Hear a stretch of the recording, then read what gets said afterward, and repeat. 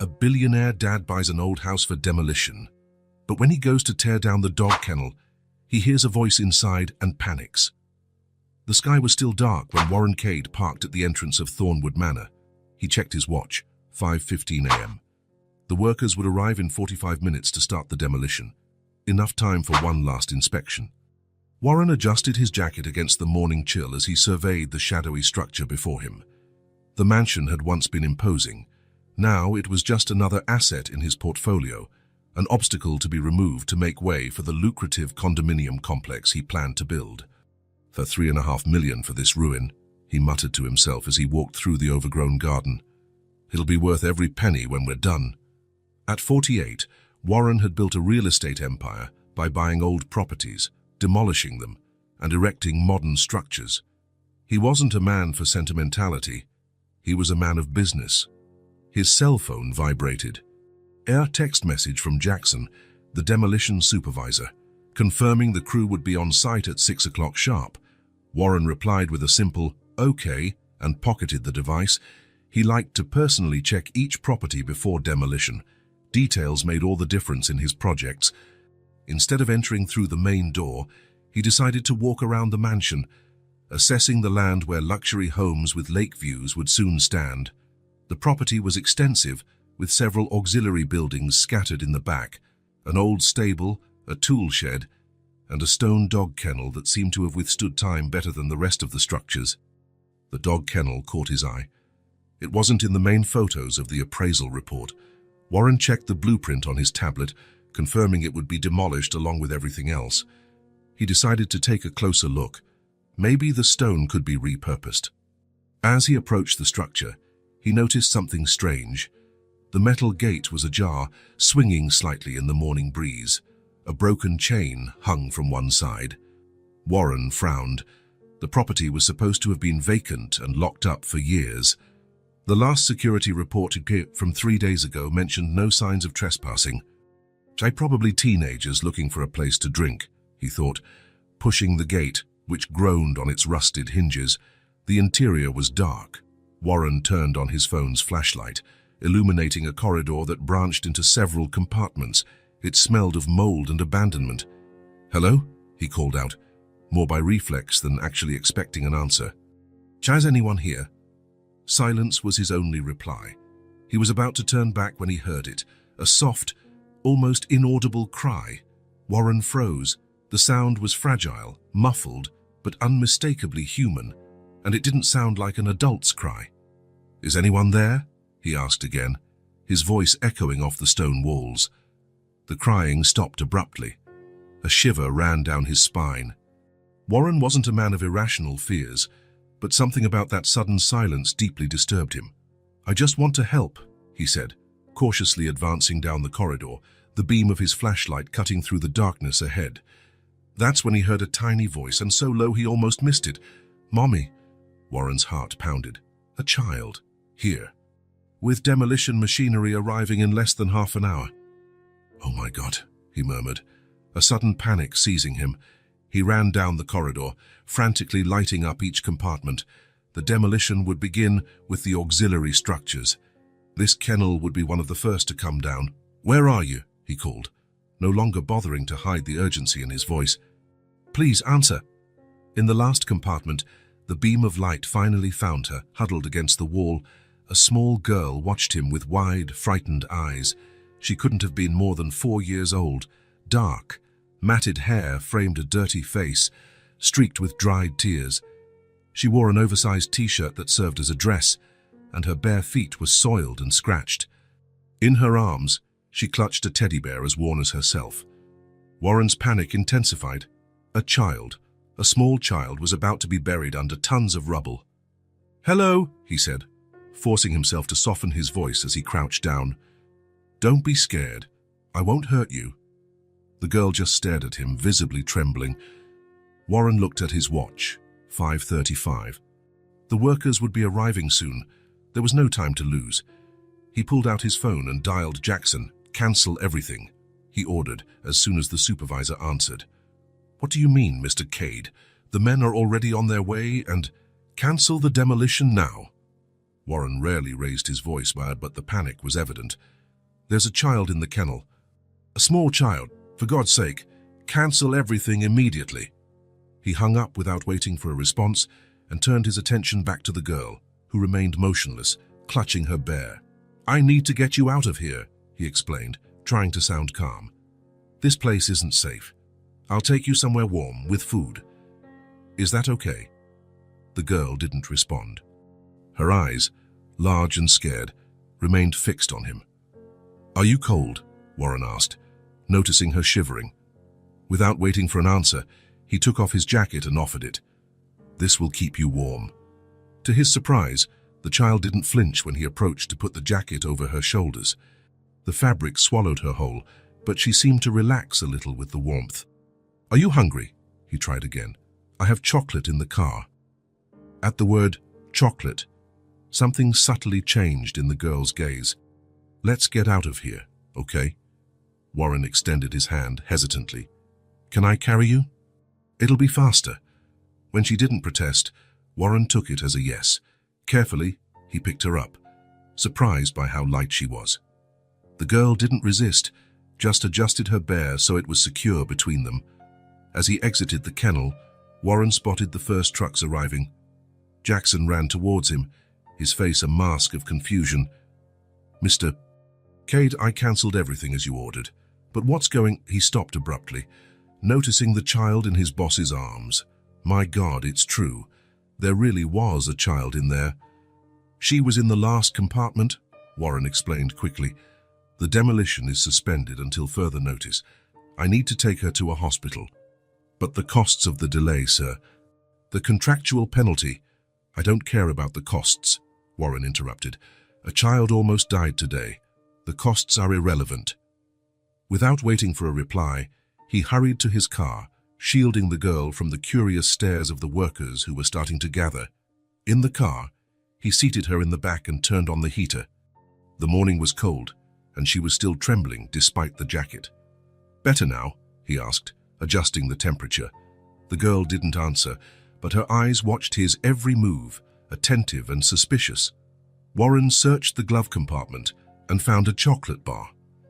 He unwrapped it and offered it as, "Here, it's for you." She hesitated for a long moment before reaching out her small hand and taking the chocolate. She didn't eat it immediately, just held it, as if waiting for permission. "You can eat it," Warren encouraged. "It's all yours." Only then did she take a small bite, her eyes never leaving his face. After the first bite, she devoured the rest quickly, confirming what Warren suspected. She was famished. "We're going to the doctor, okay? Just to make sure you're all right." Warren started the car and drove away from the property, watching in the rearview mirror as the girl had curled up in his jacket, creating a protective cocoon around herself and the bear. During the 20-minute drive to the nearest hospital, he tried to start a conversation several times. "What's your name? Where's your mom? How did you end up in that place?" No answer. The girl remained silent, as if she had forgotten how to speak, or as if she had decided not to speak anymore.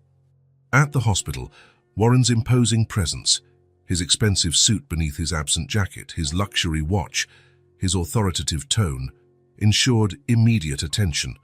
A kind nurse took over the girl's care, who unexpectedly clutched Warren's hand when they tried to take her away. "It's okay," he assured, surprised by her reaction. "They just want to examine you, see if you're well. I'll be waiting here." The girl hesitated, her eyes seeking confirmation in his face. Finally, she let go of his hand and followed the nurse with reluctant steps, the bear firmly clasped in her embrace. While waiting, Warren made calls, first to his lawyer, explaining the situation and asking for legal guidance, then to his assistant, cancelling all his appointments for the day. Finally, to the supervisor, confirming the demolition suspension indefinitely. "Mr. Cade." Warren looked up. A middle-aged doctor observed him with a serious expression. "How is she?" he asked, standing up. "Come with me, please." Warren followed the doctor to a small office adjacent to the pediatric ward. "The girl is malnourished and mildly dehydrated," the doctor explained, consulting his notes. "She has some old bruises, but nothing recent or indicative of systematic abuse. I'd say she spent a few days without proper care. And why doesn't she speak? It could be trauma. Children react differently to extreme stress situations. Selective mutism is common in cases like this. She needs to feel safe first. Warren nodded, processing the information. Were you able to identify her? No. No documents. No identification. We've already notified the authorities and checked the missing children system, but so far nothing. It's as if she doesn't officially exist. Warren felt a knot in his stomach. What happens now? Well, physically she'll be fine. She'll need a special diet for a few weeks to regain proper weight. As for the psychological aspect, it's hard to say without knowing what she's been through. And legally? About that. The doctor adjusted his glasses. Child Protective Services has already been notified. A social worker should arrive any moment. As if on cue, a severe-looking woman knocked on the open door. Dr. Harrison? I'm Eleanor Michaels from Child Protective Services. She entered, directing an appraising look at Warren. And you must be Mr. Cade, who found the minor. Warren stood up, extending his hand. Yes, Warren Cade. Eleanor shook his hand briefly and turned to the doctor. How is she? The doctor repeated the diagnosis, adding that the girl could be discharged in a few hours, provided she received proper care. Great, Eleanor said, opening her folder. I've already arranged a spot at the state shelter. She'll stay there while we investigate her case and look for relatives. Warren felt a strange pang in his chest. Shelter. Yes, Mr. Cade. It's standard procedure. The shelter has adequate facilities and trained professionals to handle cases like this. Something in the clinical way she spoke deeply bothered Warren. He thought of the scared little girl he had found in that dark kennel. He thought of how she had clutched his hand, as if he were her only anchor in an unknown world. He thought of the almost non-existent weight of her body when he carried her. No, he said firmly, surprising himself. Excuse me. Eleanor raised an eyebrow. She's coming with me. Eleanor and the doctor exchanged glances. Mr. Cade, the social worker began, her tone condescending. It's not that simple.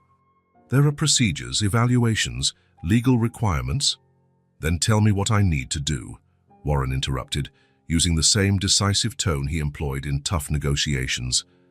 I want to assume temporary guardianship of her while all this is sorted out. Eleanor studied him for a moment, as if trying to ascertain his intentions. Why? She finally asked. You have no obligation to this child. Warren had no ready answer for that, at least not one that made logical sense. How to explain the panic he'd felt hearing that cry in the kennel minutes before demolition? How to justify the absolute certainty that he couldn't just hand her over to the system and go back to his life? Because I found her, he said simply. And maybe that means something. Eleanor sighed, massaging her temples. Mr. Cade, I understand your humanitarian impulse, but there are protocols to follow. We'd need to do a background check, a home inspection, character interviews, and even then the final decision rests with the judge. Do whatever it takes, Warren responded, already pulling out his phone. My lawyer will be in touch today to expedite the process. In the meantime, I see no reason why she can't stay with me instead of going to an impersonal shelter. The doctor, who had been watching the exchange with interest, interjected, If you'll permit a medical opinion, stability is crucial right now. The girl has shown trust in Mr. Cade. She held his hand. Accepted food from him, that's significant. Eleanor considered for a moment. I can authorize emergency temporary guardianship, subject to judicial approval within 72 hours, she finally conceded. But I will need to visit your residence today, and you'll have to sign several documents assuming responsibility. No problem, Warren said, feeling an unexpected relief. When he returned to the room where the girl was, he found her sitting on the bed, already clean and wearing hospital clothes. Her bear had also been cleaned and rested in her lap. Her eyes subtly lit up when she saw him, although her face remained serious. Warren pulled up a chair and sat beside her. Hi again, he said softly. You look better. She watched him in silence, but something in her posture had changed. She seemed less tense, less scared. I was thinking, Warren continued, unsure how to proceed, that maybe you could come to my house for a while. I have a spare room, and we can buy you new clothes, and for your friend too, he added, pointing to the bear. The girl didn't smile, but her small fingers stroked the bear's worn fur, as if communicating the news to the toy. So, what do you think? Do you want to come with me? She didn't answer with words, but timidly extended her free hand and touched Warren's, a gesture so small and yet so monumental at the same time. At that moment, under the soft hospital light, an as yet unnamed bond began to form between two strangers whom fate had brought together through a half-open gate. Warren Cade, the ruthless businessman who tore down the old to build the new, looked at that silent child and knew, with a certainty that defied logic, that his life would never be the same. Warren's house sat atop a hill overlooking the city, a modern structure, all glass and concrete, with 3 floors and more windows than walls. There was something cold about its impeccable architecture, as if it were a space to be admired, not lived in. When the car pulled into the driveway, the girl looked out the window with wide eyes. She had probably never seen a house like it. "We're here," Warren said, trying to sound cheerful. "This is my house. Now it'll be your house too for a while." She didn't respond, just clutched the bear tighter to her chest. In the 2 days since he had found her in the kennel, she hadn't spoken a single word. The doctor assured him there was nothing physically wrong. Her voice worked perfectly. The problem lay elsewhere. Warren helped her out of the car. She wore new clothes, hastily bought at a department store on the way from the hospital. A simple blue dress, a light jacket, white shoes. She looked like a doll, so small and fragile. "Shall we go in? It's getting cold," Warren suggested, extending his hand. To his surprise, she accepted, intertwining her tiny fingers with his. It was a small but significant gesture. The main door opened automatically as they approached, part of the house's smart security system. The girl stepped back, startled. "It's okay," Warren assured her. "It's just the door. It opens by itself when we get close." They entered the spacious foyer, with its marble floor and floating staircase leading to the upper floors. Late afternoon light streamed in through the ceiling windows, creating golden patterns on the floor. "Susan," Warren called. "We're home."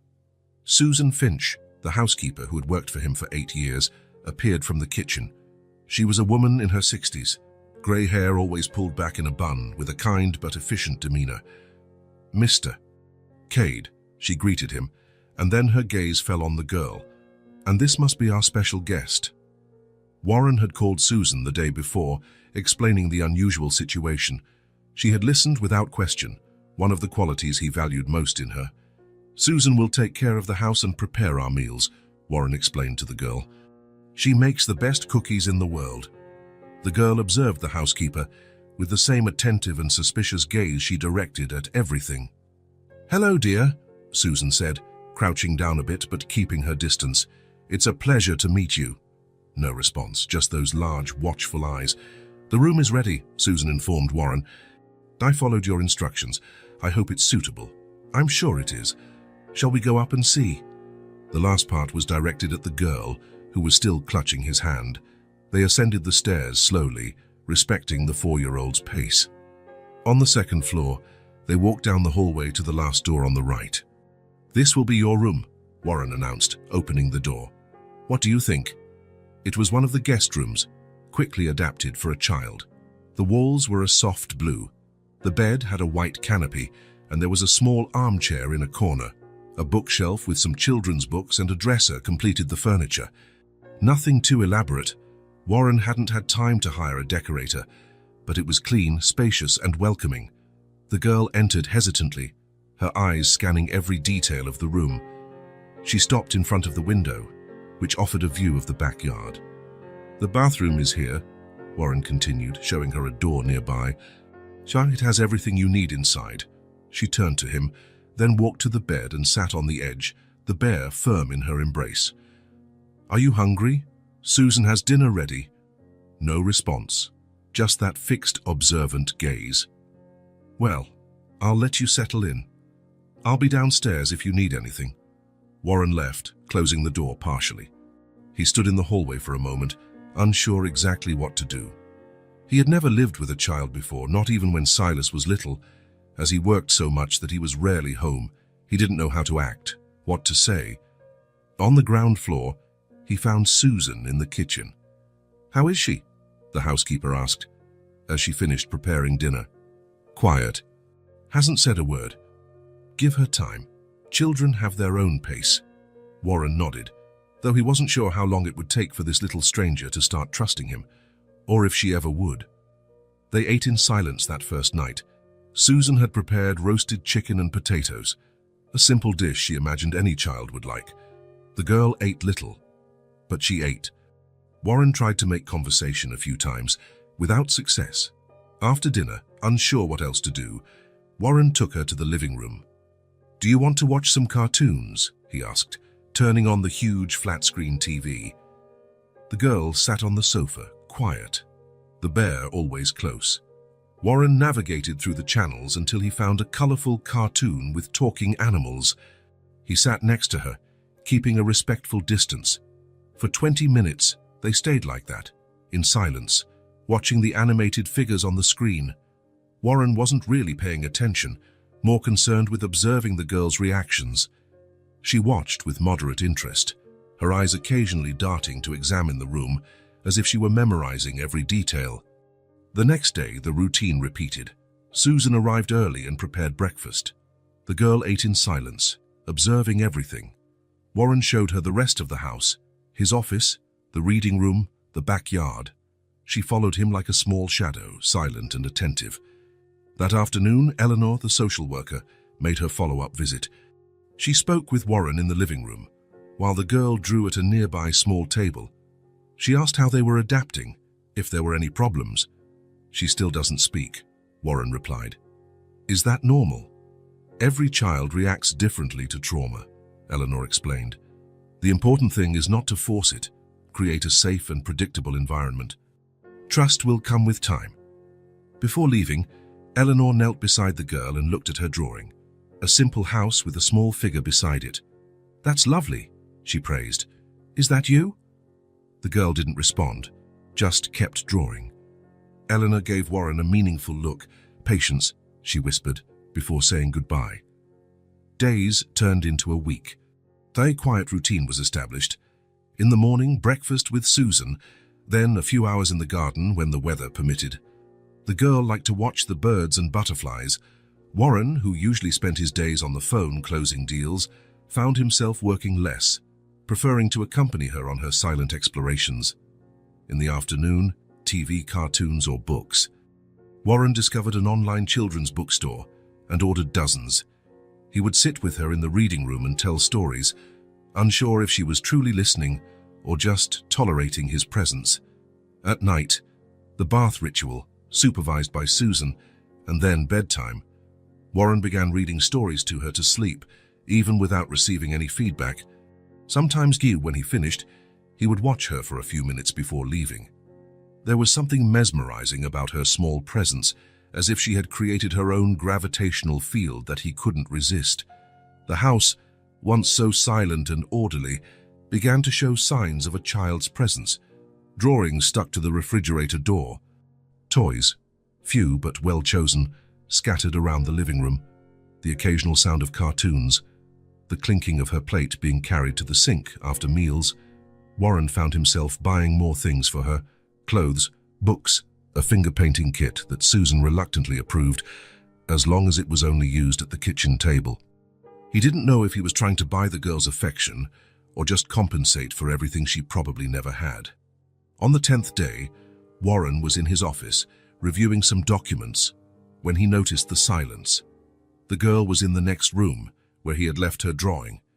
He heard no sound. Concerned, he got up and went to check. He found her standing in front of the photo shelf, one of the few personal items displayed in the austere house. She was staring fixedly at one particular photograph. Warren approached slowly. "That's my son," he explained, pointing to the photo she was looking at. A young man of about 20, smiling reservedly at the camera.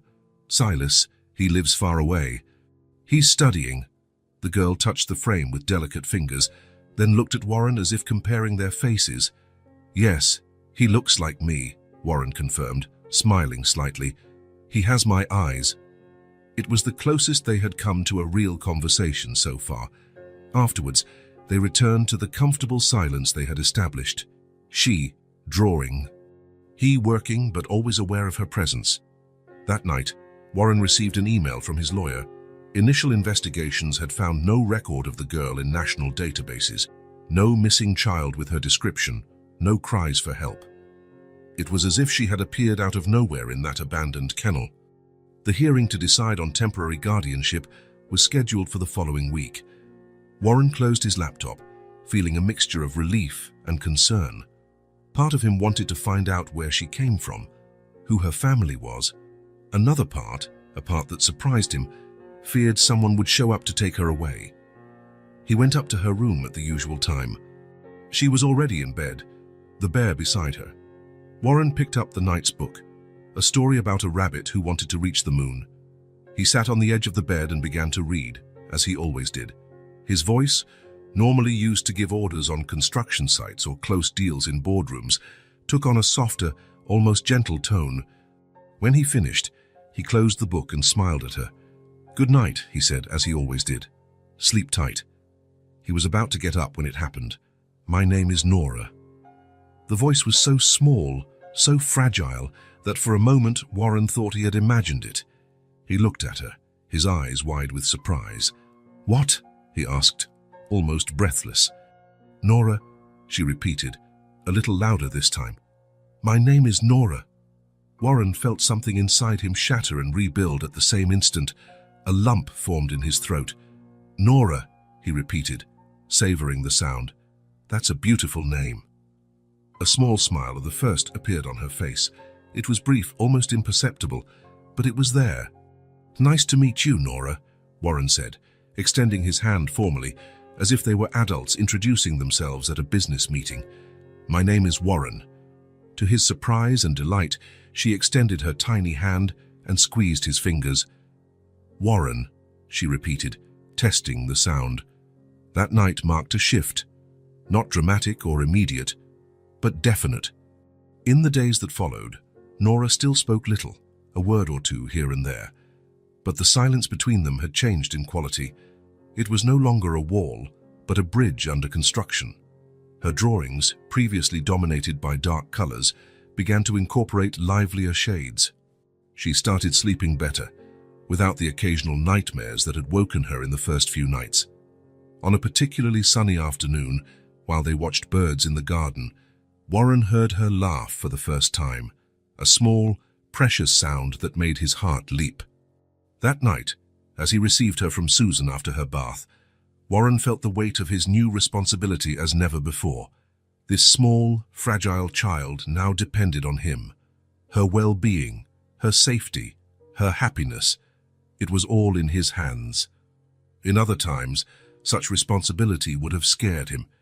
He would have looked for a way out, a way to pass the problem to someone else, as he had done so many times with Silas, leaving him in the care of nannies and boarding schools. But now, looking at Nora in her teddy bear pajamas, meticulously brushing her hair, Warren was surprised by the certainty he felt. For the first time in his life, he didn't want to run from a responsibility.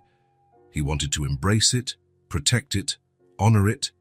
Nora needed him, and in some way he didn't yet fully understand. He needed her too. 3 weeks had passed since Nora first spoke his name. Small changes accumulated day by day, like drops forming a stream. Now she responded when called, asked for simple things, "Water, please," or "Mouse more story," and even smiled occasionally, though her smiles were still rare and precious like diamonds. Warren adjusted his life around her. He moved most meetings to video conferences. He declined business trips. He hired someone to supervise the demolition of Thornwood Manor, which had finally begun without the kennel. He had specifically ordered that structure to be preserved without explaining the reason to anyone. On that Saturday morning, the sky was clear and the air crisp. Warren was making pancakes in the kitchen, a newly acquired skill through late-night online tutorials. Susan didn't work weekends, so it was just him and Nora. "Do you want strawberries or banana?" he asked, showing her both options. Nora, sitting at the table with her feet swinging, not reaching the floor, pointed to the strawberries. "Good choice," Warren approved, cutting the fruit into small pieces. As they ate, Warren noticed her watching the garden through the kitchen window. The days were getting warmer, and the flowers were starting to bloom. "Want to take a walk after breakfast?" he suggested. Nora nodded, her mouth full of pancake. "We can visit the pond. There are ducks there." "Ducks," she repeated, as if testing the word. Warren smiled. Each new word she spoke was a small victory. After breakfast, they went out to the garden. Warren had had a swing set and a small slide installed the previous week. Nora ran to the swing, her favorite activity. "Higher?" she asked, as Warren gently pushed her. "Just a little bit more," he agreed, always mindful of safety. As he watched her swing, back and forth against the blue sky, Warren thought about how dramatically his life had changed in such a short time. Before, his weekends were dedicated to informal investor meetings, business dinners, or simply catching up on work. Now they were filled with pancakes, swings, and simple discoveries.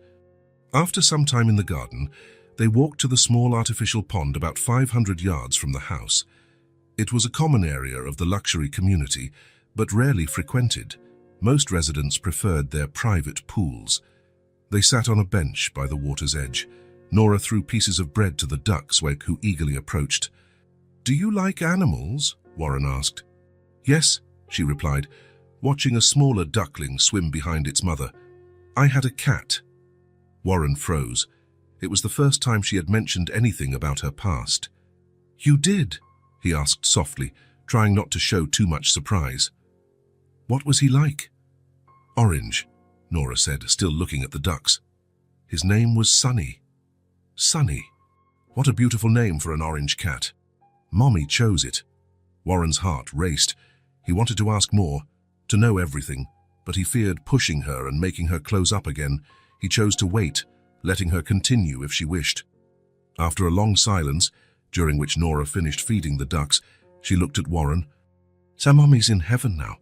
Warren felt a lump in his throat. "I'm so sorry, Nora." "She got sick," the girl continued, her voice small but clear, "coughed a lot.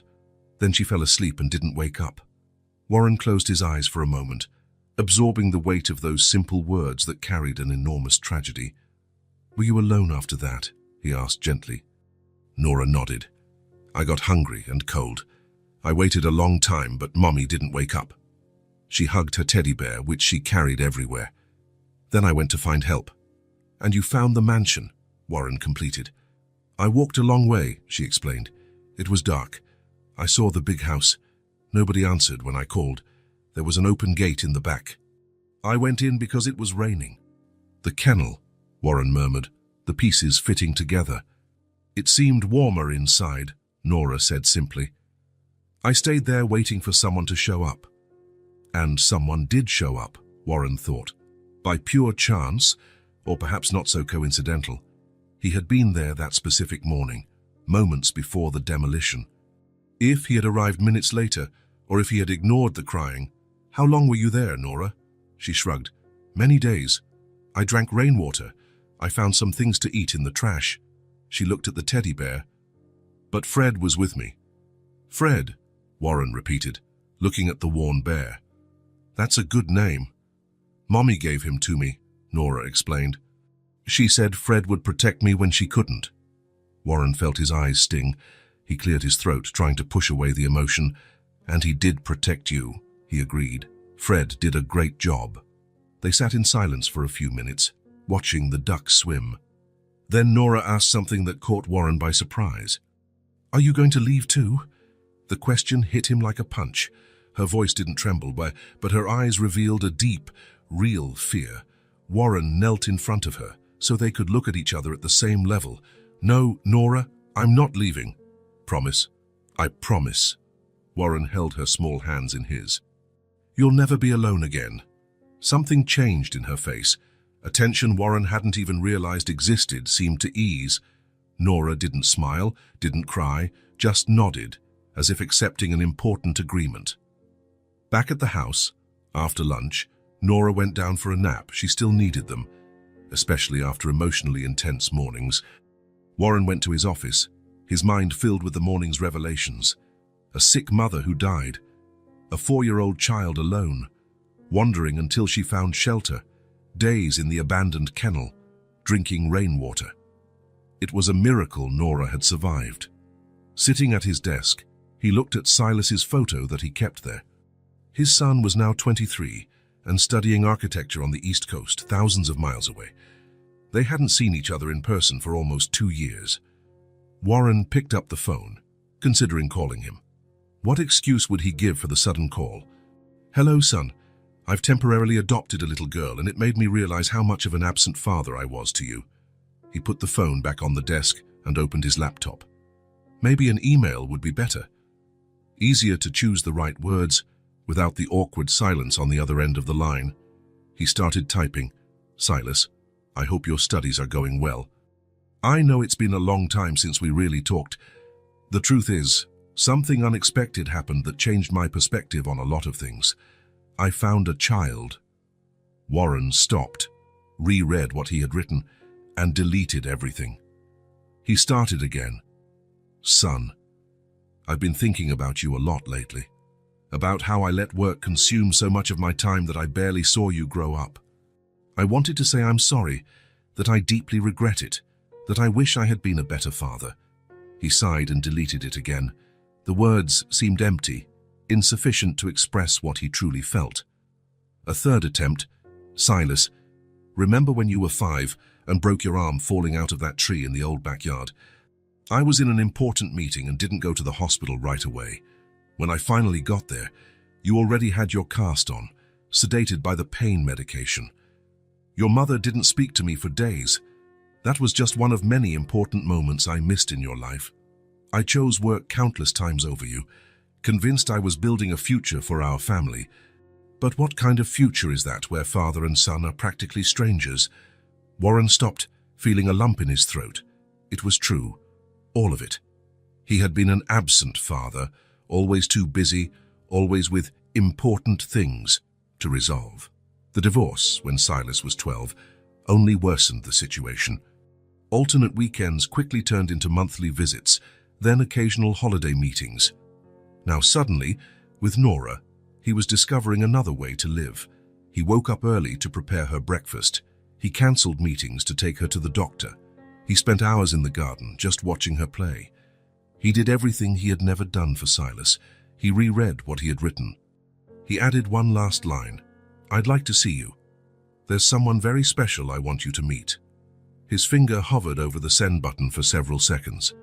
So many things he wanted to say, so many lost years to recover, but the fear of rejection, of indifference, was too great.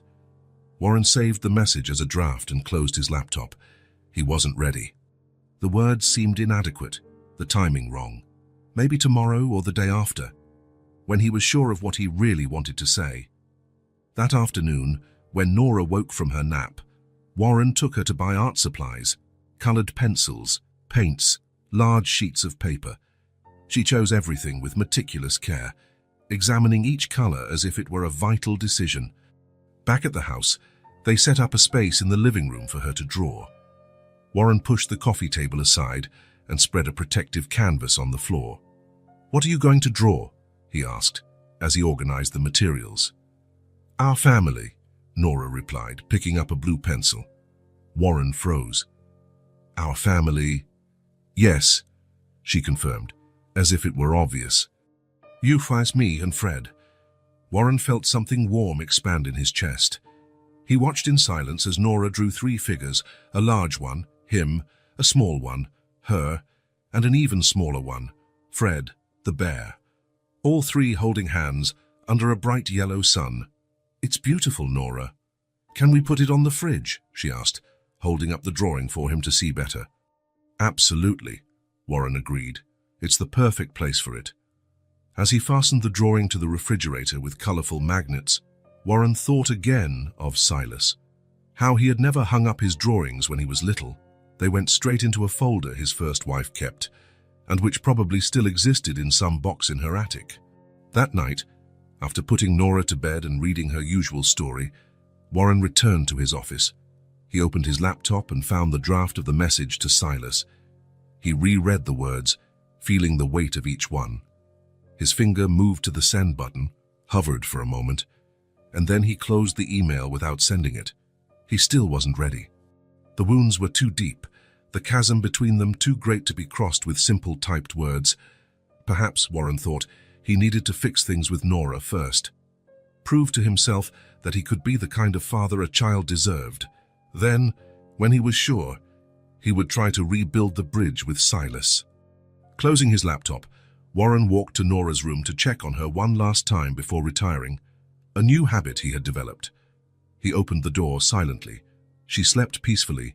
Fred firmly embraced. Her face was relaxed, at peace. Warren felt a wave of protectiveness so intense it almost unbalanced him. "Fikey, you'll never be alone again," he whispered, repeating the promise made earlier. Never again. And in his heart, he knew it was a promise he intended to keep, no matter what. Days turned into weeks, and weeks into 2 months. The house on the hill, once so silent and orderly, now had its own soundtrack. Small footsteps running down the hall, occasional laughter, a child's voice humming invented songs while playing with her few, but precious toys. Nora had found her voice. It was more than just words now. They were complete sentences, curious questions, surprising comments that showed how her mind absorbed the world around her. Sometimes, when she thought she was alone, she would sing softly to Fred, her inseparable bear.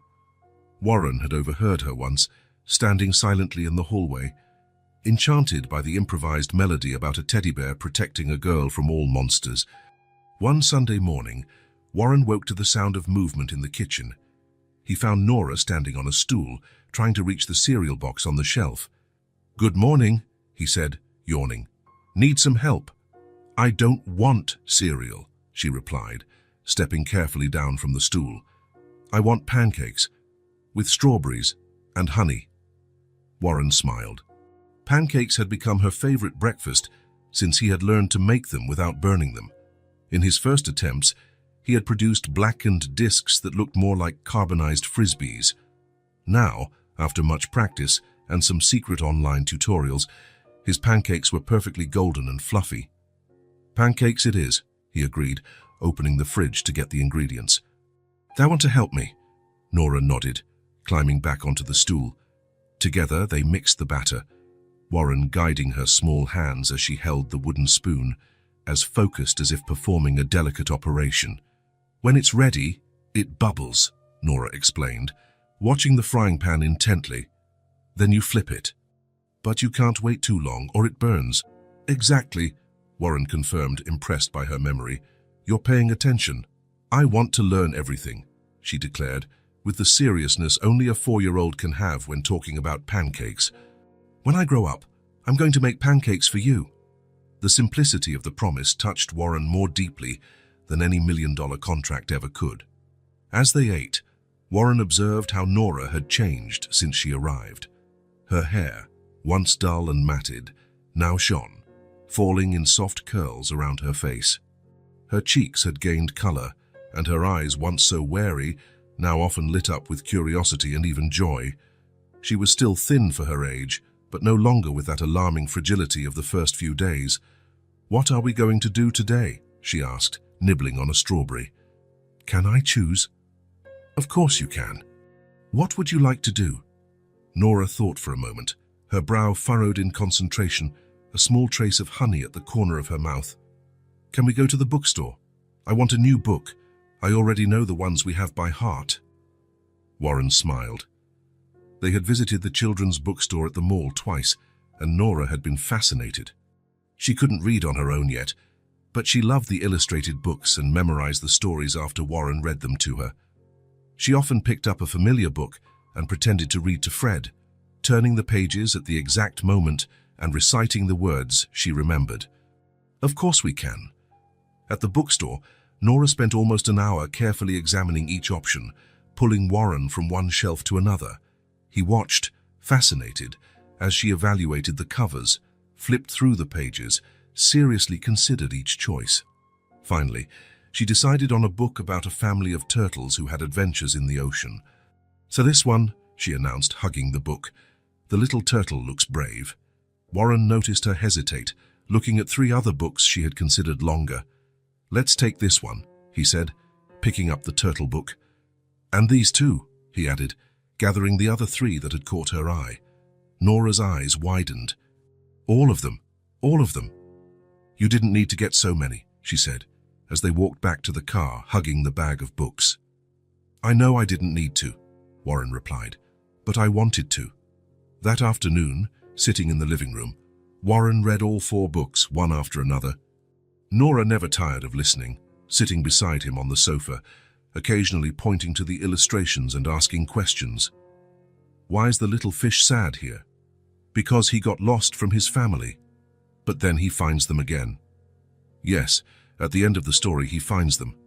"That's good," Nora sighed, relaxing against Warren's arm. "Nobody should be lost." Warren felt a pang in his chest. Behind the simple words, he knew she was thinking of her own story. When they got to the 3rd book, about a rabbit who couldn't sleep, a particularly comical scene made Nora let out a crystal-clear laugh. Warren joined her, and soon they were both laughing together, she pointing to the illustration of the rabbit in upside-down pajamas, and he exaggerating the character's voice. It was the first time they had laughed like that, in complete abandon. Warren realized, to his surprise, that he couldn't remember the last time he had laughed that way. Certainly not since Silas was little, and even then such moments had been rare. Later, after dinner, while Nora drew at the kitchen table, Warren's phone rang. It was Peter Lawson, the private investigator he had hired to look into Nora's past. "Mr. Cade, I have the final results of the investigation." Warren walked to his office, closing the door softly. "I'm listening. We did everything you asked, but we found absolutely nothing. We checked birth records in all states, social service data, police reports on missing children in the last 6 months. We expanded the search to Canada and Mexico too. No child matching her description. It's as if she doesn't officially exist." Warren looked out the window, watching the sun begin to set, painting the sky in shades of orange. "And what about the mother? Any young woman who recently died under the circumstances the girl described?" "Also negative, sir. We checked death records, medical reports on cases of pneumonia or fatal respiratory diseases involving young women with children. No matches.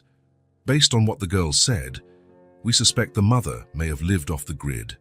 Perhaps an undocumented immigrant, perhaps someone fleeing a complicated situation.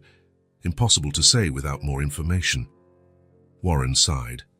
Part of him hoped to find some distant family, someone who could fill in the gaps in Nora's story. Another part, a part that surprised him, felt relieved that there was no one with legal rights to her. "Thank you, Peter. Send me the full report." As he hung up, Warren sat in silence for a few minutes. The reality was clear now. Nora truly had no one. No family looking for her, no distant relatives, no previous home to return to, only him. He returned to the kitchen, where Nora had abandoned her drawing and was now playing with a doll Susan had given her. "The doll is sick," she explained seriously when Warren approached. "I'm giving her medicine and vegetable soup, just like you did when I had a cough." Warren smiled, remembering the small cold Nora had had 2 weeks ago and how worried he had been, calling the pediatrician in the middle of the night. "You'll be a great doctor someday." "I don't want to be a doctor," she replied, combing the doll's hair. "I want to build houses like you." Warren laughed, genuinely surprised. "Always like me? Yes. Susan said you build beautiful houses for people to live in. I want to build houses too, big houses, with a garden for children to play." It was an enchanting simplification of what he really did. Buying properties, demolishing old structures, building luxury condos. But at that moment, through her eyes, his work seemed nobler than ever. "That's right," he agreed. "I build houses." Nora continued playing, humming softly a melody Warren recognized as the theme song from one of the cartoons they watched together. As he watched her, Warren felt something strange and familiar at the same time growing within him. A feeling he hadn't experienced in so long that he had almost forgotten what it was like. He looked at that small person so absorbed in her world of make-believe, caring for her sick doll with such tenderness, and knew what was happening. He was becoming a father again, not just a guardian, not just a temporary protector, but a father. The feeling grew so naturally within him that he hadn't even realized how he had transformed. Every pancake made, every book read, every small bandage applied to scraped knees had led him to this moment of clarity. When had he last felt this? With Silas, certainly, but in a different way, obscured by ambitions, by meetings, by unpostponable commitments. Now the feeling emerged pure, without distractions. That night, after putting her to bed and reading the turtle story for the third time, Warren watched her fall asleep. Nora now slept on her side, no longer curled up as in the first few days. Fred, the bear, remained her faithful companion, nestled in the space between her chin and chest. "Good night, Warren," she murmured, already with her eyes closed. "Good night, Nora." Warren turned off the bedside lamp, letting only the soft light from the hallway enter through the partially open door. Before leaving, he looked one last time at the small figure in the bed. "I love you," he whispered, so softly he could barely hear his own voice. But Nora heard. A small smile appeared on her face as she drifted into sleep. "I love you too," she responded with a sigh, already almost in the world of dreams. Warren left the room, feeling different, as if a part of him that had been dormant for years had finally awakened. It wasn't just responsibility he felt. It was that unconditional, protective love only a father can feel. Looking back at the room where Nora slept, Warren realized that without planning or intention, he had become a father again. And this time, he promised himself he would do things differently. He would do better. Silas's photo looked at Warren from the frame on the shelf, a 23-year-old with a serious expression and eyes that resembled his own. A formal photo, taken at his high school graduation 5 years ago, the last time they had been together for more than a few tense hours. Warren picked up the photo frame, running his finger over the glass surface. Since Nora entered his life, he thought more and more about Silas, about all the lost opportunities, about all the times he had chosen meetings over baseball games, business trips over school plays, conference calls over real conversations. They had spoken only 3 times in the last year. Short calls, on birthdays and holidays, filled with superficial questions and evasive answers. "How are studies going?" "Fine." "And work?" "Busy as ever." Nothing real, nothing true. The clock on the wall read 9:47 a.m., Sunday. Nora was still asleep. She had stayed up late the night before, building a cushioned fort in the living room. Warren held his cell phone in his hand, Silas's number on the screen. He had mentally rehearsed what he would say, but all the phrases sounded inadequate, insufficient. He took a deep breath and pressed the call button before he lost his nerve. 1 ring, 2, 3. "Hello." Silas's voice sounded sleepy. Warren realized too late that he had probably woken him up. 3-hour time difference, East Coast. "Silas, it's your dad." A pause. "Dad, has something happened?" Silas's voice changed from sleepy to worried in an instant. "No, nothing has happened. Or rather, many things have happened, but nothing bad." Another pause, longer this time. "Okay. It's strange for you to call on a Sunday morning." "It's not my birthday or anything." Warren felt the weight of years of estrangement in that simple sentence. His son was right. He only called on specific occasions, as if following a protocol instead of maintaining a relationship. "I know. Warren closed his eyes, searching for courage. "I needed to talk to you. Really, this time. I'm listening." Warren walked to the window, looking out at the garden where Nora played every day. The words he had rehearsed vanished. Only the truth remained. "I haven't been a good father," he finally said, his voice more shaky than he intended. "I'm sorry." "I truly am." He took a deep breath before adding, "And I miss you." The silence on the other end of the line seemed to last an eternity. Warren could only hear his own breathing and, faintly, the sound of a city waking up, probably the noise coming from Silas's apartment window. "I think I've been waiting for that sentence forever." Silas's response held no anger or bitterness, just a raw honesty that hurt more than any accusation could. I know, Warren replied, and I regret taking so long. What changed? Silas asked. Why now? Warren hadn't planned to tell him about Nora over the phone. He wanted to do it in person, see Silas's reaction, explain everything from the beginning. But something in his son's direct question demanded immediate honesty. Something unexpected happened, something that changed my perspective on a lot of things. Warren hesitated, especially about being a father. Did you meet someone? Silas's question had a cautious tone, as if he feared his father was about to announce a new marriage or relationship. It's not that. Warren almost smiled at the misunderstanding. It's complicated to explain over the phone. There's something important I want to show you. Something you need to see in person. Another silence, briefer this time. Are you in good health? The concern was palpable in Silas's voice. I'm great, son. It's nothing like that.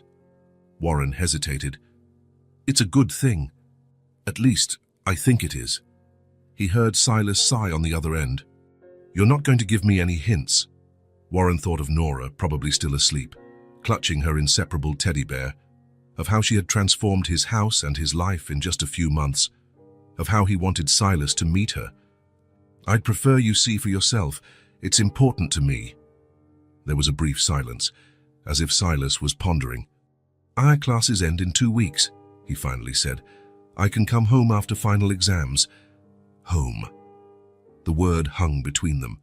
Silas still called his father's residence home, even after years of living away. Something in Warren warmed at that. That would be perfect, he responded, trying not to sound too eager. I can send you a ticket if you like. No need. I have enough money. The answer came quickly, almost defensively. Years of Warren's attempts to buy his son's affection with expensive gifts had left scars. Of course, whatever you prefer. An uncomfortable silence settled again. Silas? Yes? Thank you for agreeing to come. It means a lot to me. Don't thank me yet, Silas replied, but there was a slight hint of humor in his voice. I don't even know what you want to show me. Warren smiled. I believe you'll like the surprise. Now I'm curious. Good. I'll see you in 2 weeks then. Yes. I'll text you the flight when I buy the ticket. When they hung up, Warren remained by the window for a long time, the phone still in his hand. It had been easier than he expected, more difficult too in some way. The simple words, I'm sorry, I miss you, had been the hardest he had ever uttered, and also the truest. A soft rustle made him turn. Nora was standing in the office doorway, rubbing her sleepy eyes. Fred held firmly in her arm. Good morning, she said, yawning. Who were you talking to? Warren smiled, putting his phone in his pocket. To my son, Silas. Remember I showed you his picture? Nora nodded, suddenly more alert. The one who looks like you in the photos. That's the one. Warren crouched down to be at her height. He's coming to visit us in 2 weeks. How do you feel about that? Nora's eyes widened. Will he like me? The question, so direct and vulnerable, caught Warren by surprise. He pulled her into a gentle hug. He'll love you. I'm sure of it. What if he doesn't? She insisted, the worry evident in her small voice. Warren pulled back slightly to look her in the eyes. Silas has a good heart. He just needs time sometimes, like all of us. But trust me, it's impossible not to like you. This seemed to satisfy her. Nora smiled, that rare and precious smile that lit up her whole face. Can I show him my drawings? Of course you can. And your books and the swing and anything else you want. As he followed Nora to the kitchen, where she was already talking animatedly about breakfast, Warren felt a mixture of anxiety and hope. In 2 weeks, the two worlds he had kept separate would meet, his past and his present. The son he had neglected, and the girl who was teaching him to be a father again. For the first time in years, Warren Cade had something to look forward to beyond contracts and negotiations. The airport was busy that Friday afternoon. Warren checked the arrivals board for the 3rd time. Silas's flight had landed 10 minutes ago. He would soon be coming through those doors. In the 2 weeks since the call, Warren had meticulously prepared for the visit. Silas's room was ready, exactly as he had left it before leaving for college, with a few new touches. The refrigerator was stocked with his favorite foods. Warren had even cancelled all his meetings for the following week, something unthinkable a few months ago. But he hadn't told Silas about Nora. He had decided it was better to explain in person, to see his reaction, to allow the two of them to meet without preconceived expectations. Nora, on the other hand, knew all about Silas. Warren had shown her pictures, told her stories, explained that his son was studying architecture across the country. She had asked 1,000 questions: if he liked to draw like her, if he knew how to make pancakes, if he would bring presents. The last question had made Warren uneasy. Silas didn't know about Nora. How would he bring presents? "He's very busy," Warren explained, feeling guilty about the half-truth. "But I'm sure you two will get along great."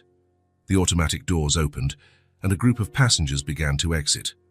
Warren stretched his neck, searching among the people, and then he saw him. Silas looked older than in the recent photos he had sent. Taller, perhaps, or just more mature. He wore jeans, a simple t-shirt, and a light jacket. A backpack on his back and a small suitcase completed his luggage. His eyes scanned the concourse until they met Warren's. There was a moment of hesitation before Silas approached. They didn't run to embrace like so many other families around them. Instead, a formal handshake transformed into a brief, awkward hug. "Good flight?" Warren asked, taking Silas's suitcase. Smooth. The flight was delayed a bit on takeoff, Dami, but they made up time in the air." Casual conversation continued in the car, about the weather, about traffic, about changes in the city since Silas's last visit. Nothing about the strange call from 2 weeks ago. Nothing about the high surprise Warren had mentioned. As they entered the road leading to the community where Warren lived, Silas finally brought up the subject. "So, Dad, are you going to tell me what this important thing you wanted to show me is?" Warren gripped the steering wheel tighter. "When we get home, it's better if you see it for yourself." Silas frowned but didn't press. As they entered the house, they were met by silence. Warren had asked Susan to take Nora to buy art supplies. He wanted time to explain everything to Silas before their first meeting. "Nothing's changed around here," Silas commented, looking around the impeccably decorated living room. Warren smiled slightly. If he only knew. "Son, let's put your things in your room and then we can talk." They were going up the stairs when they heard the front door open and a child's voice echo through the foyer. "We're home.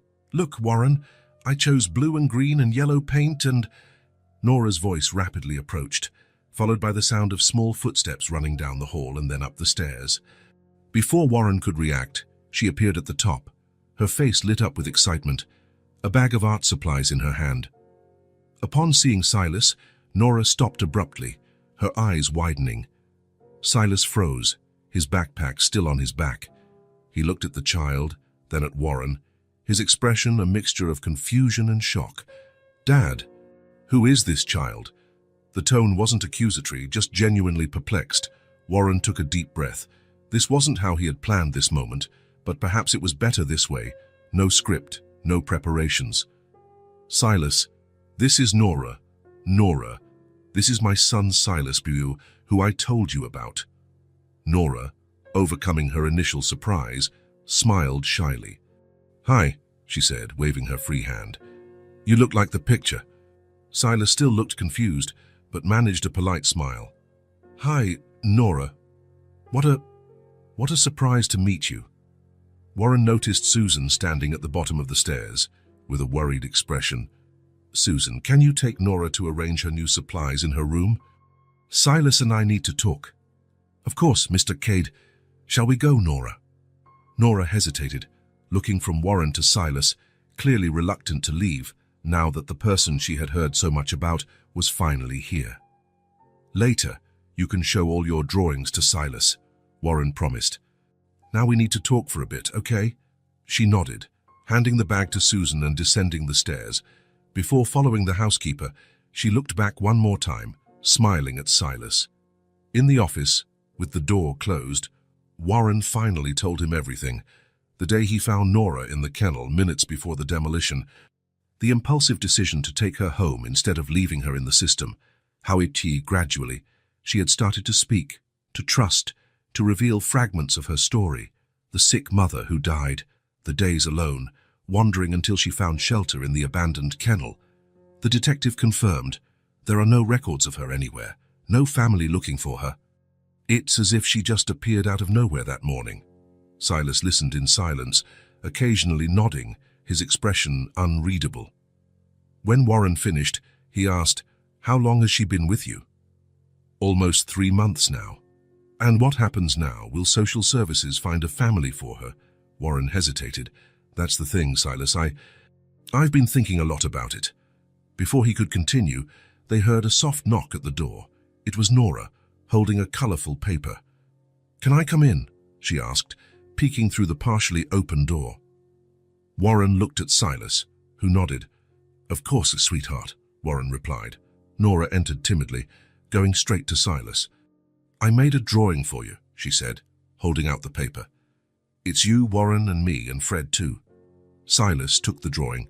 It showed 4 figures holding hands, a tall man with grey hair, Warren, a younger man, Silas, a small girl, Nora, and what appeared to be a brown teddy bear, Fred. Above them, a bright yellow sun and the word family, written in large, colourful letters. "You wrote that?" Silas asked, pointing to the word. "Warren taught me the letters," Nora explained proudly. "I know how to write my name too, and yours, Silas. Silas smiled, his first genuine smile since he arrived. "Very good. And it's an incredible drawing." He looked at Warren. "She's smart." "Very," Warren agreed, observing the interaction with a tight heart. Nora, satisfied with the reaction, smiled widely. "Are you going to stay here with us?" she asked. "For a few days," Silas replied, still studying the drawing. "I'm on vacation from school." "Cool. Can I show you my other drawings, and my books, and the swing in the garden?" Silas looked at Warren as if asking for permission. "Why don't you show Silas your room?"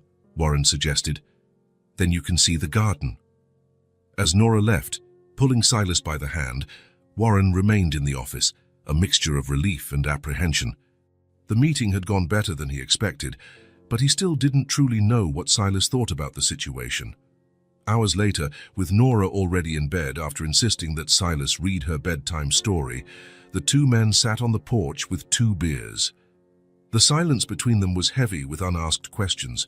"She's amazing," Silas finally said, breaking the silence. "Oh, so smart and so resilient," Warren nodded. "I never thought this would happen," he admitted, "that I'd get so attached to someone in such a short time." "You've changed," Silas observed. "You're different with her." The observation contained years of unspoken history between them. Warren felt the weight of those words. "Silas, I know I wasn't the father you deserved. I was always busy, always prioritizing work. It's not about me now," Silas interrupted, without resentment in his voice. "It's about her, about what you're going to do." Warren took a deep breath. "What do you think I should do?" Silas looked at the house, at the window of the room where Nora slept. "She's already chosen you," he said simply. "Now it's your turn to do it." The words hit Warren like a bolt of clarity. That was exactly it. Nora had chosen him from the very first moment, trusting him when she had no reason to trust adults. Now it was up to him to make the conscious, official, permanent choice. "I'm going to start the adoption process," he said, the words sounding right as soon as he spoke them. "I want her to be my daughter, legally. Forever." Silas smiled, raising his beer bottle in a silent toast. The morning was clear when Warren parked in front of Catherine Brenner's office, considered the best family law attorney in the city. The building, an old renovated mansion, maintained its classic elegance outside and modern professionalism inside. "Are you sure you want to go alone?" Silas asked, who had stayed behind with Nora. "Yes, I am. I need to understand all the details first," Warren replied. "Then I'll bring Nora to meet Catherine." Now sitting in the leather chair before the middle-aged lawyer, Warren felt a mixture of determination and anxiety that he didn't experience even in the biggest deals of his career. "So," Catherine said, after hearing the whole story, "you want to adopt Nora permanently?" "Yes. I've had temporary guardianship for almost 3 months now," I want to make it official, permanent. Catherine nodded, making some notes. From what you tell me, we have a solid case. No identified relatives. You've already established a significant bond. The social worker's reports are favorable. She looked at Warren over her glasses. But I need to be clear about all legal aspects, including potential obstacles. Warren shifted in his chair. What obstacles? The main one is the possibility, however remote, that a relative of Nora's might appear during the process. Catherine shuffled through her notes. According to your private investigation, there are no official records of her. This is unusual, but not impossible in cases of undocumented immigrant mothers or people living off the grid. And if someone appears, the lawyer took a deep breath. It depends on who it is and the circumstances. A close relative, father, grandparents, aunts, uncles, could claim guardianship. The system generally prioritizes biological ties, especially in cases of young children. Warren felt a pang in his chest. Even if she's safe and well with me, even if she doesn't want to go. The law considers the child's best interest, but there's a presumption that being with biological family is generally that best interest. Catherine softened her tone. I'm not saying it will happen, just that we need to be prepared for that possibility. Warren was silent for a moment, absorbing the impact of those words. The idea of losing Nora to someone who had never been present, who had never protected her when she needed it most, was unbearable. What are the real chances of that happening? Honestly? Low? 3 months have already passed without anyone looking for her. The investigation found nothing, but the court will require a period of searching for relatives and publishing notices before finalizing the adoption. It's standard protocol. Warren ran a hand through his hair. How long does the whole process take? Under normal circumstances, 6 months to a year. But I can request acceleration, considering the time she's already been with you, and the fact that there are no other adoption candidates. When Warren left the office, he carried a folder full of forms to fill out and a new concern weighing on his shoulders. The possibility, however remote, of losing Nora was like a shadow hanging over his determination. At home, he found Nora and Silas in the garden. She was showing him how she could swing by herself without being pushed. Look, Warren, look how high I go. Warren forced a smile, hiding his concern. Amazing, Nora. You're almost flying. During dinner, Warren remained quiet, answering Nora's questions with short sentences, his mind elsewhere. When it was time to put her to bed, she surprised him with a question. Are you sad with me? The question caught him off guard. Of course not. Why would you think that? You're different. You didn't smile today. You didn't tell a funny story at bath time. Warren sat on the edge of the bed, touched by her perception. I'm not sad with you, Nora. I never could be. I'm just thinking about grown-up things. Boring things. Yes, very boring things. He genuinely smiled for the first time that night. But nothing for you to worry about. Nora didn't seem convinced, but she accepted the explanation.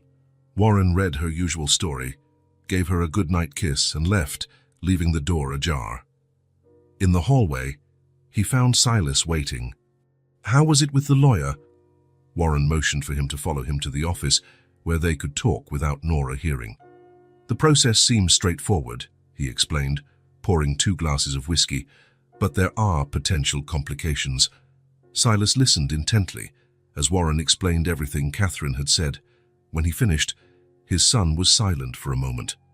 I understand your concern, he finally said, but the chances really seem small. Even small, they exist. What if someone appears out of nowhere, claiming rights over her? Someone who never cared, who didn't even look for her when she needed it most. Warren took a long gulp. Sir, the idea makes me sick. Maybe you should keep it in perspective and not let fear dominate your actions, Silas suggested. Nora needs you to be stable. Warren nodded, thoughtfully. You're right, I need to stay calm for her. But in the weeks that followed, even after Silas returned to college, Warren couldn't completely shake off the worry. The adoption process moved forward. Forms were filled out, interviews conducted, home visits performed. Each step brought the adoption closer, but also kept alive the possibility of complications. Nora, sensitive as she was, noticed the change. She started asking more frequently if Warren loved her, if she would stay forever. She began having occasional nightmares again, waking up crying in the middle of the night. "She's picking up on your anxiety," Susan explained after a particularly difficult night when Nora had woken up 3 times calling for Warren. "Children are like emotional sponges." Warren blamed himself. His worry was affecting Nora, making her regress. He tried to hide his feelings better, to feign a confidence he didn't fully feel, but she seemed to see through the facade. One night, while talking to Silas on the phone, Warren vented his frustration. "I'm messing everything up. She was doing so well, so confident. Now she's anxious again, insecure. And it's all my fault." "It's not your fault to be worried," Silas replied. "It's natural, you love her, but it's affecting her. Then be honest, explain it, in a way she understands. Children notice when we're hiding something. Maybe the uncertainty is worse than the truth." Warren thought about the advice for several days. Finally, on a quiet afternoon while they colored together at the kitchen table, he decided to follow Silas's suggestion. "Nora," he began, choosing his words carefully, "remember when I told you I was thinking about grown-up things?" She nodded, without looking up from her drawing. "I'm trying to do something very important. I'm trying to make you officially my daughter. Forever." This captured her attention.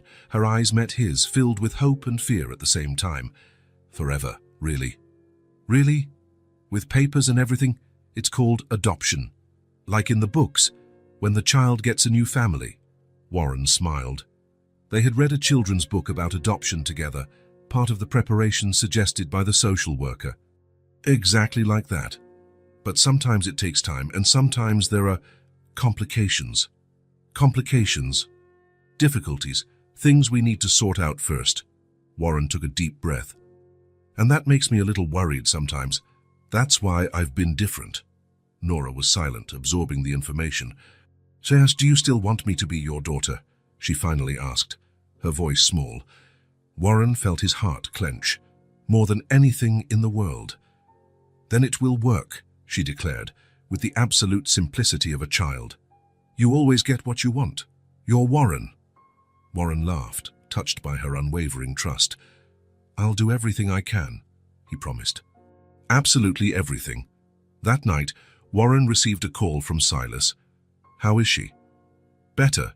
We talked today, like you suggested." "And did it help?" "I think so. She seems calmer." "Me too, actually." There was a pause on the other end of the line. "I've been thinking," Silas finally said, "now that you know what it's like to be a father, don't give up." Not because of fear. The simplicity of the phrase hit Warren deeply. "I won't give up," he assured. "I promise I'll do everything in my power to protect her. I know you will, and for that, I'm proud of you." Silas's words echoed in Warren's mind in the following months. The adoption process moved with the speed of careful bureaucracy, slow but continuous. Catherine worked miracles, accelerating what she could, but there were still inevitable procedures. The notices were published. No one appeared. Background checks were completed. Impeccable. The social workers' reports were finalized, extraordinarily positive. Finally, 6 months after the process began, came the day of the final hearing. Warren bought Nora a new blue dress, her favorite color. Silas flew in to be present. Even Susan closed the house to accompany them. The courtroom was imposing, with its dark wood panels and high ceiling. Nora clutched Warren's hand tightly, impressed by the environment. Silas walked beside them, occasionally smiling at Nora when she looked at him, seeking reassurance. When they entered the courtroom, Catherine was already waiting for them. Judge Porter, a man in his 60s with a serious but not stern expression, presided over the session. The hearing began with formalities.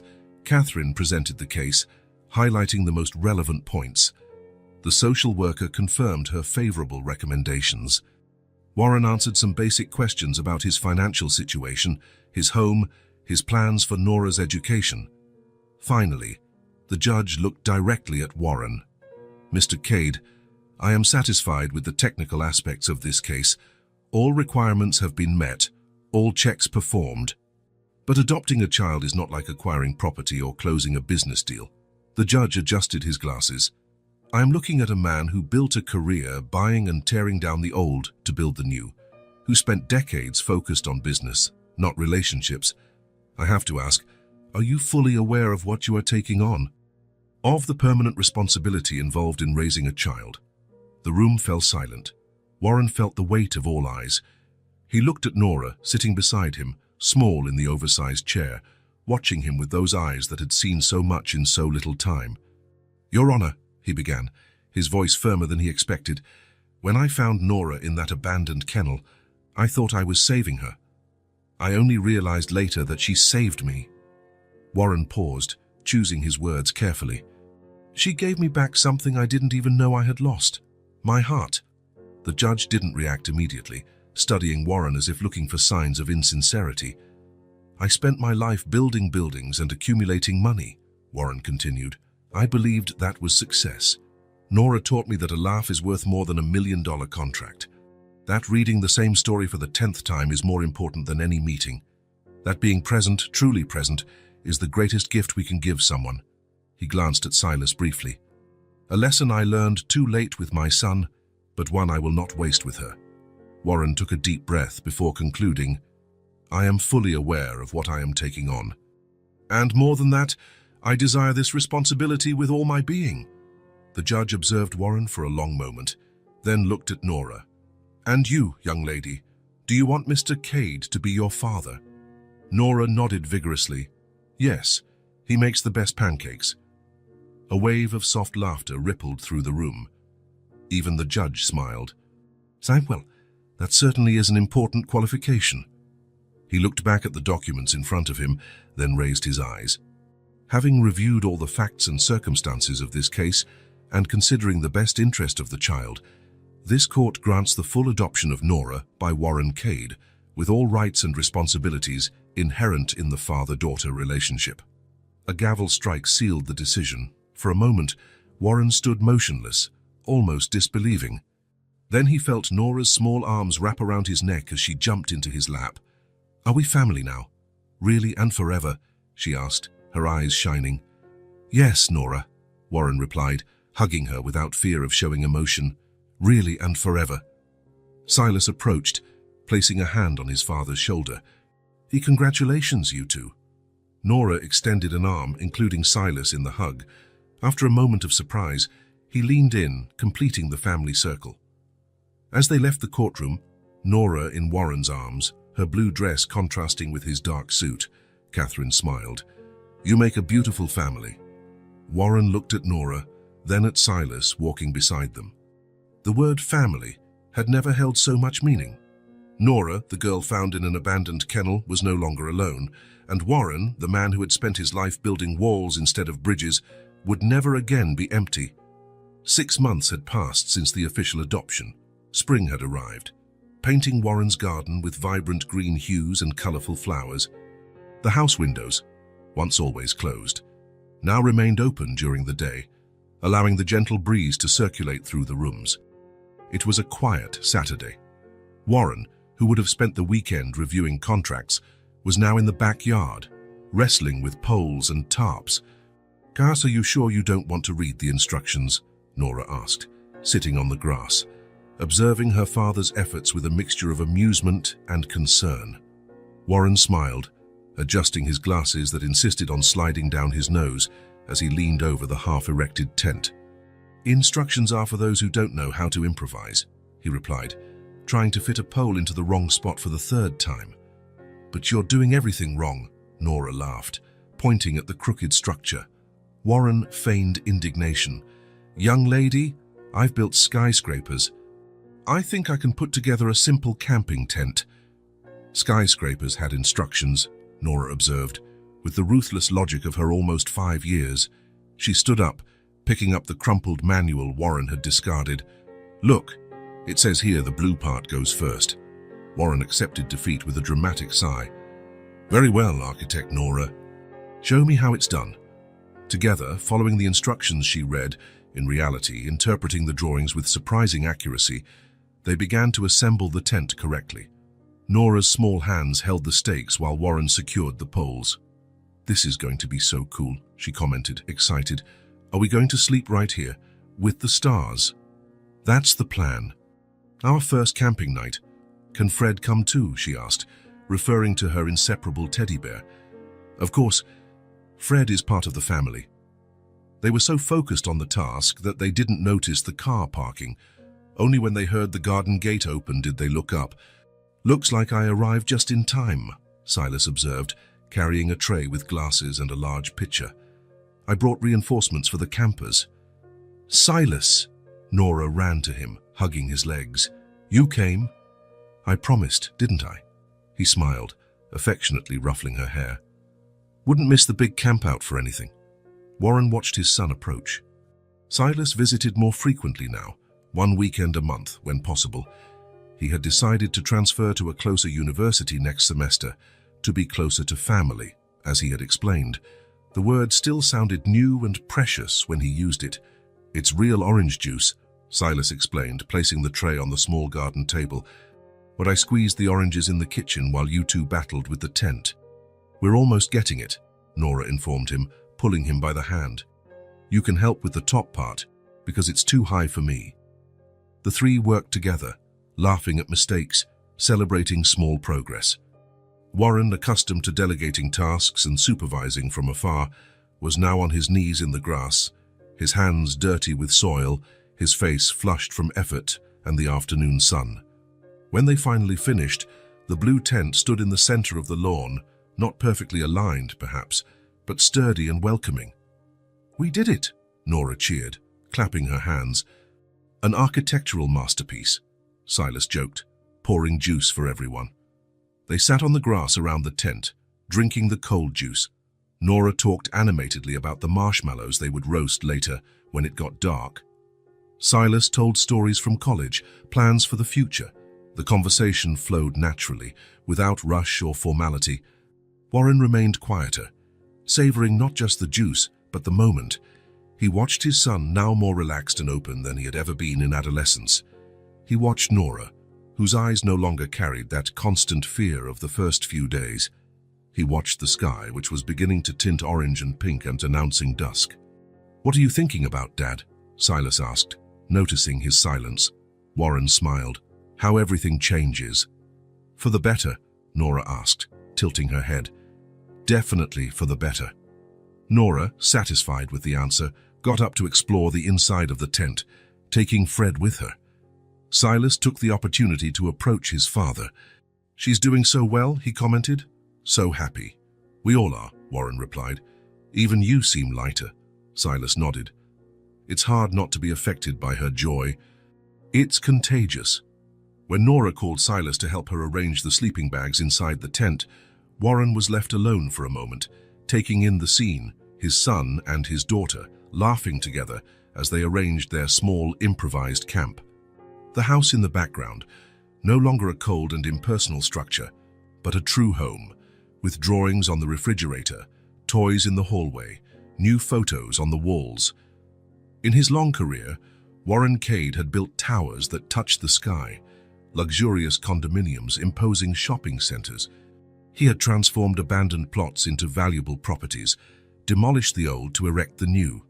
His name was etched on inauguration plaques throughout the city, but now, observing that simple blue tent and the two most important people in his life, he finally understood the most fundamental truth.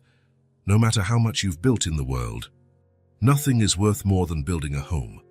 Warren smiled and joined his family, under the sky that was slowly filling with stars. If this story touched your heart, subscribe to the channel and turn on notifications so you don't miss the next ones. Leave a like, because it helps this story get recommended to more people. See you in the next story.